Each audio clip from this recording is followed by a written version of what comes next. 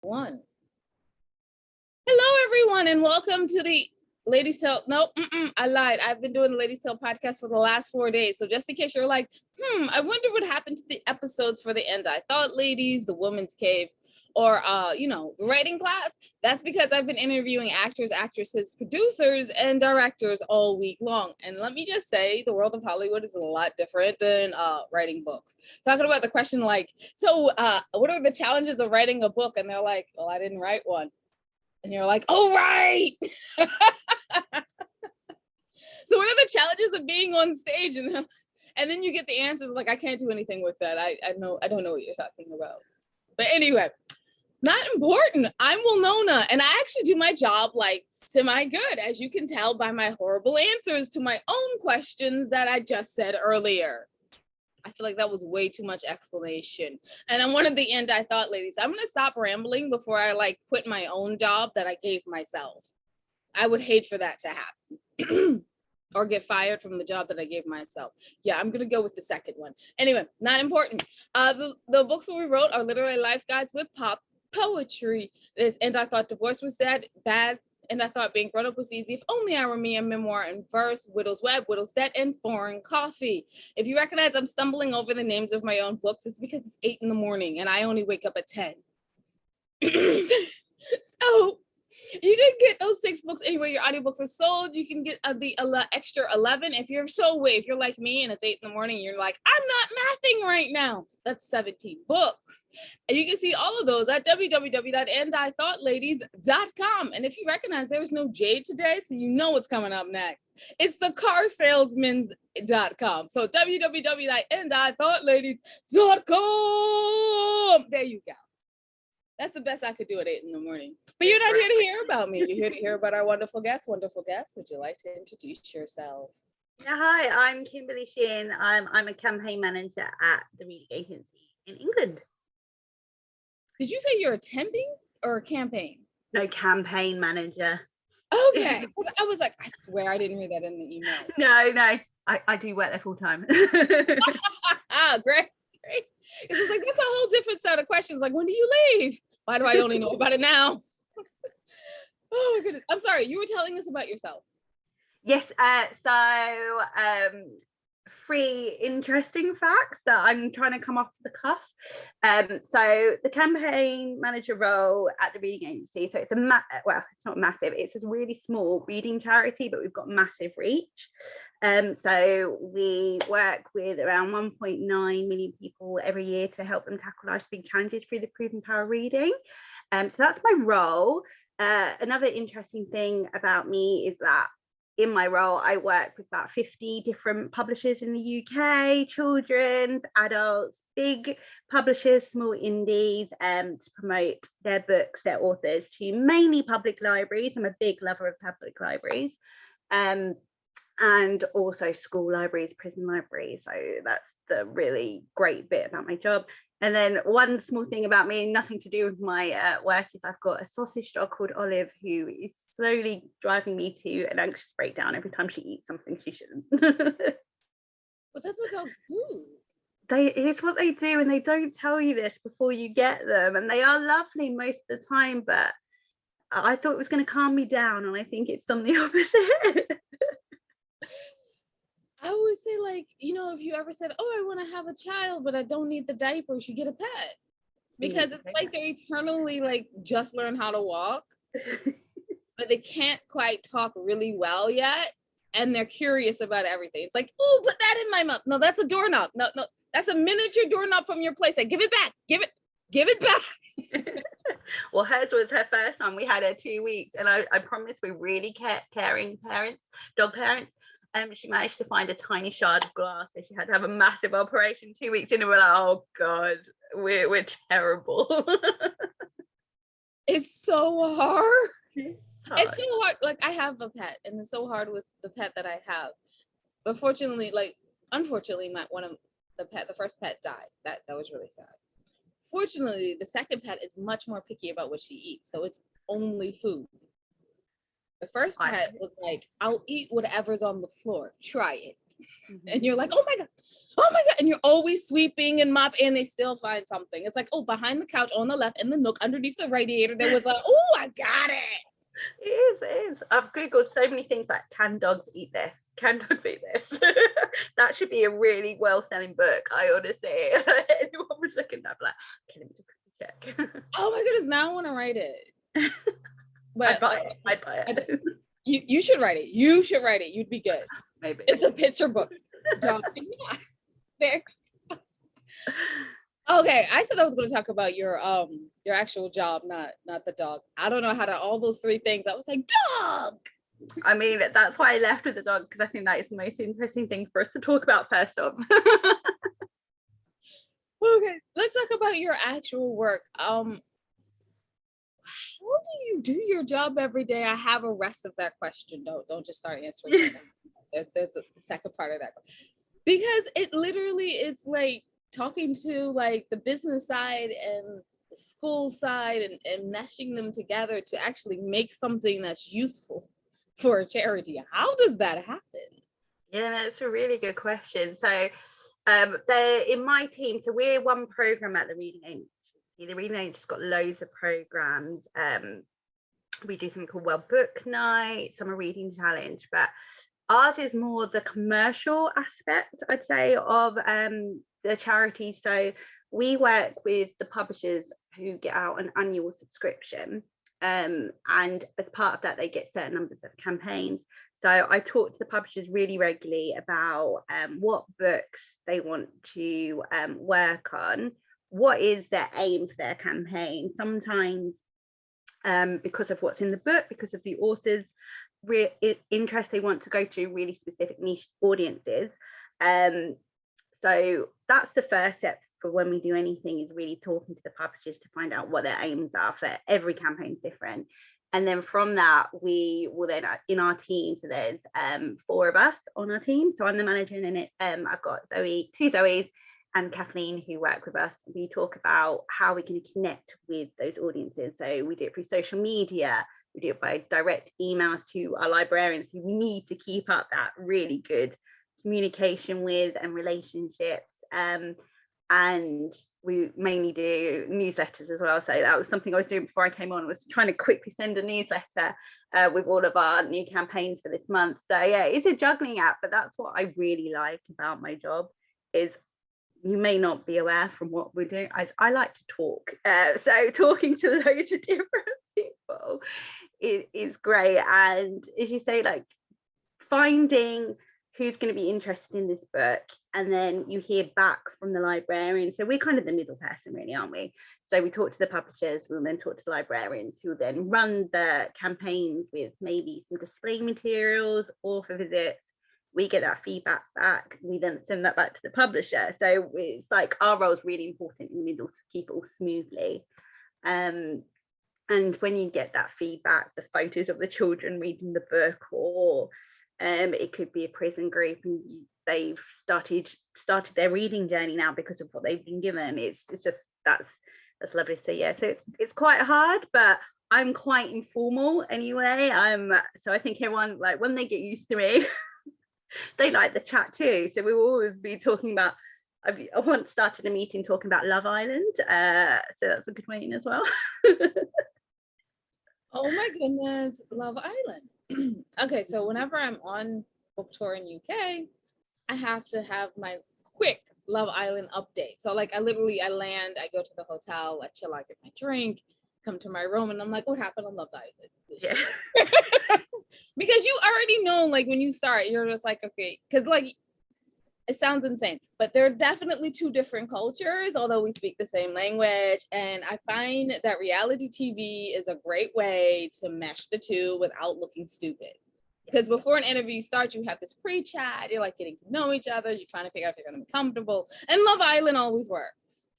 It is, yeah, and it's the same for me. Like we'll find something to start off the conversation, and then we'll take it from there. The good thing is that everyone I talk to likes books. So that again is another really common thing that we can talk about. What have you been reading? Oh, this, I've read that too. Have you seen there's going to be a Netflix adaptation? Can't wait for the new Bridgerton, stuff like that. There's always so many conversations that can be had. and things just flow from that, I think. Okay, I'm just like, I'm a little jealous that you can always talk about books.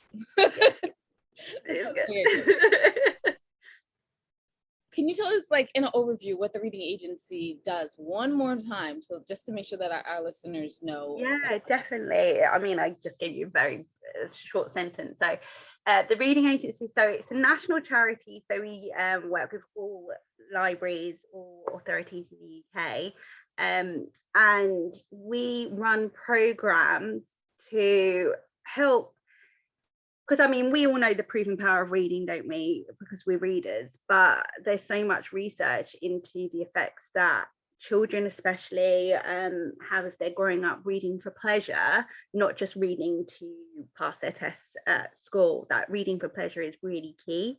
So yeah, we work every year to help 1.9 million people, as I said, to tackle big challenges, and we mean everyone from like toddlers to children to young adults, prisoners, old people, so irrespective of their economic background. So most of our programs are free at the point of access, which is really important as well, because we do believe that reading can tackle life's big challenges such as social mobility. Loneliness is obviously a massive thing at the moment, isolation, and just that reading connects communities and helps them support each other. And that's why like libraries are a very key partner for us as well, because they're doing it with their work. So yeah, I hope that explains it a bit more. Okay.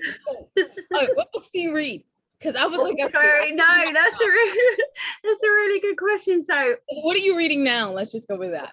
Yeah, that's probably easiest, because I, depending on my mood, will depend on what type of book I want to read. So I'm listening to an audiobook. So I don't know if you've got it in the US, if you've got BorrowBox for your library. So you sign up your local library and then you've got the app and you can download. So I'm listening to an audiobook of The Lamplighters by Emma Stonex, which is really great. And because it's an audiobook as well, I can just like put it on when I'm in the bath and like completely get into the story. And then I'm reading Luster by Raven Alani, I think. Of that, which I've just started, but I'm already really into that as well. So I've got two on the go: an audiobook when I can't be bothered to actually physically read something. And I've also got another book that I like to read on the long bus journeys and train journeys. That's how they say that you know that you're an actual reader, is because one book is never good enough. You're just like, I have to have otherwise I'll be like, okay, I'm on a board part. Okay, here, open up the next one. It could also be my attention span. I need to have like short bursts of different things. So how much work do you have to do for World Book Night? So I don't work on World Book Night. My colleague does. So we've got World Book Night. Summer Reading Challenge is another huge program at the reading agency. So I kind of, because of we work with the publishers, and again, this is just me liking to do lots of little things. We help support the programs because of our relationships with the publisher. Most of them are book collections, and then we will highlight the book collections, give the book collections to libraries, or they'll buy them in. So what I do is, so the amount of work I do, I'd say our team, so we run along the subscription year, which is the financial year. So start 1st of April and the 31st of March next year. So we're coming to the end. This year our team has done over 200 campaigns in libraries and schools. So it's quite a lot. And they can be with reading groups. So we do like reading reviews where reading groups can apply to get 10 copies of a book, which is always really fun. Especially if you do it with kids, that like the reviews you get back in are fantastic, very honest. And then the other side could be organising author visits, or it could be organising the dispatch of POS and then getting the display photos back as well. Ooh. Yeah, so it's constantly like, the good thing is we do lots of little bits, so it's, you're like, no day's the same, which is great. Oh my goodness, that's so great. Yeah, it's job. I'm joking. Well, there you go. Start the reading agency in America, and then maybe we can. No, that seems like too much work. Like, I can't imagine. We have one magazine, and I would be like, yeah, that's just too much. Like, the magazine is too much, and I don't even put the magazine together. It's still too much. I have like a weird question here, and then I'm gonna go with my narcissist question first. Okay. I was just wondering if there was this like person who would be interested in a book written by a cute African-American girl with a red bow in her hair that has a UK publisher. That's my narcissist question. Oh, definitely. So we work with over 50 UK publishers. So you can email me after this and I will see if they're on our list, and then we can take it from there. I'm so joking. No. But my you've asked now you know. There's always a way in. I have been, and now I'm informed. There we go. But my weird question is, okay, we do not a lot. We do like once a year, twice a year. We work with schools. How do you find a book suitable for a teenager? No, that you were like, okay, I think it's gonna work. I mean, what is the criteria? Because I need to know this since we're now working with high school students. No, it's a really good question. So what we do on my team, we create a monthly themed book list, which is very low level, where we ask everyone within the reading agency, we do our own research, we create those monthly themed book lists, and we just for teenagers especially, because some of them can be quite problematic, especially the older ones with toxic like love stories and things that we don't want to be promoting. So we make sure, I would say specifically for the young people group, we'll do extra research. But when it comes to things like World Book Night or the Summer Reading Challenge, where we're highly promoting this book list, we do it with we co-produce them. So we have teenagers, children who'll be reading some of the books and giving their comments on it, or we'll have experts within that area again reading to check and be like, and if there's anything they see as a problem, then we will really heavily discuss that, whether it should be included or not. So no, it's a good question. I don't think I fully answered it there. No, you ask me if there's any more, because it depends on the book.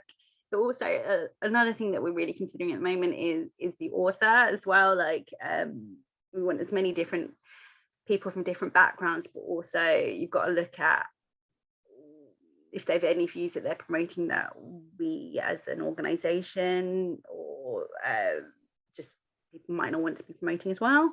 There's quite a lot to consider whenever you're doing anything like that, where you're recommending books. It's hard. Right? So I Okay, didn't I'm not close to your love, but like, so we have this awards, and every year I'm like, oh, this is great, the book is wonderful, and then you have to like go do this deep dive into the author's life, and you're reading Twitter. Did they say anything? And then like, okay, next social media. Okay, interviews. Have they said? Oh my goodness! And then I feel like I'm a stalker.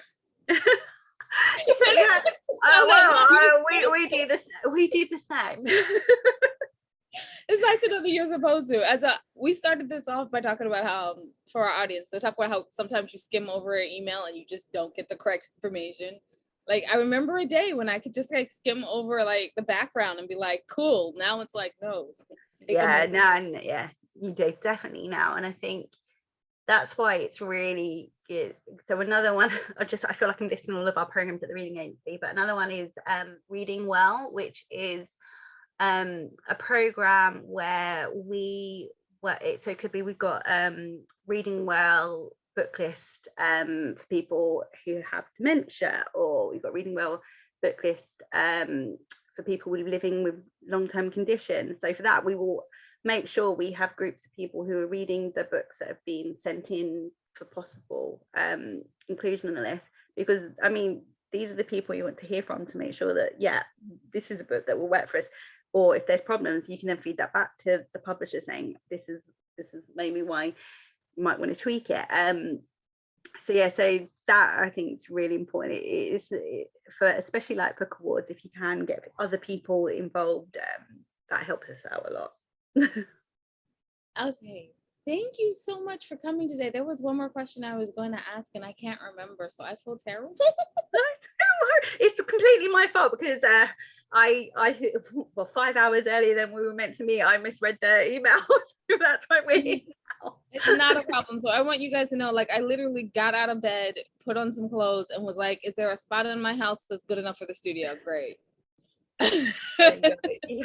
You're very dedicated. It is fun. I actually love, first of all, I miss having the UK accent in my life because I have not been able to travel over to the UK.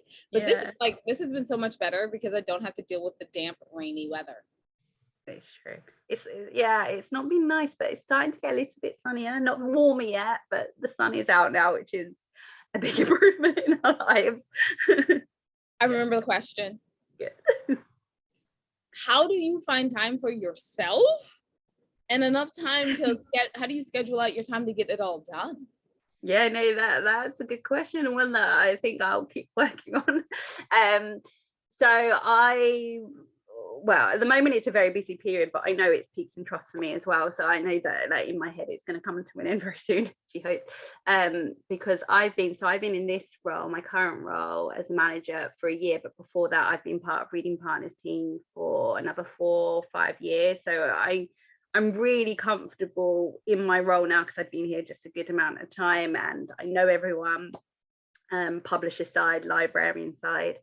So that helps me, and because you can share workload, like you can go to your team, you can be like, I know you're great at this, can you do this week? And having that support's really important for me. And also because with reading, if I start reading a book, for example, which is obviously my downtime, or watching TV, which is another thing that I really need to do just to switch off, if I'm not enjoying it, I just turn it off straight away and do something else. I don't make myself do things. I'm very flexible, because I know that I need to do that. My mood changes so quickly, like my interest changes so quickly. I'm like, yep, let's do this instead. And if, for example, 1 month I can't read just because there's so much going on, then I allow myself to do that, and then I know next month it'll be fine. So yeah, I think that's one way I try and manage the workload and life in general. I mean, I don't think anyone's got it down perfectly, but at my age now, I'm like, yeah, this is what I know I need to do for myself, which is good. I love you said, like, at my age. At my age, yeah. Young, like, oh really well, I'm mid 30s and mid 30s. So I mean that age. Really? Yeah, I know no one ever thinks it's the baby face. It's the Irish blood in me, keeps me young. And obviously the Netflix and reading, that helps keep me young too afterwards. Don't get too stressed. Oh, okay, now I am done. Is there any advice you have for any of the authors out there who are hoping that their publishers will pick their book to put forward, or be like me and just straight up campaign? No, I'm joking. Well, I mean, if it's specifically for what we do at the reading agency, I think go onto the reading agency's website, because we've got programs that will go to every group. So I mean, the authors will know their book more than anyone, like who should like it, and they can obviously find out more there. For authors in general, public libraries are so supportive and key, I think, and they're always going to want to help you as much as they can. So they're a really good way to get in, building your audiences as well. So I would highly recommend getting in touch with your local library and seeing what they can do to help. And where can people find out more information about the reading agency? And if you want to put like more information about yourself out there, then like social media. Yes. Of course, yeah. So the reading agency, I'm just gonna Google while we're on here I'm just guessing it's readingagency.org.uk. Because again, It's one of those things where it's just shaped on my computer, so I don't actually reading agency. Yeah, it's readingagency.org.uk is the website. And then anyone can follow me on Twitter and ask me questions on there. So I'm Kimberly, so KIMBERLEY _SH, and then you should find my face. And then you can ask me questions on there. I'm always more than happy. Thank you so much for being here today. And this is the third time I said it, but this is actually the final time I will say it. So I'm Lona, and I don't know why I keep doing this again, where I'm like introducing myself at the end. I'm not quite sure what that's about. But you can find out everything that your ladies are up to at www.andithoughtLadies.com. And then you can go down to the middle of the page and you can see the charities that we proudly support. We ask that you can please take a little bit of time and give them a little help because, you know, we're just coming out of a hard little part of history pretty much, and they're going to need the help. And we thank you in advance for doing that. Also, remember that, oh, my wisdom is all around you if you're open to finding it and accepting it.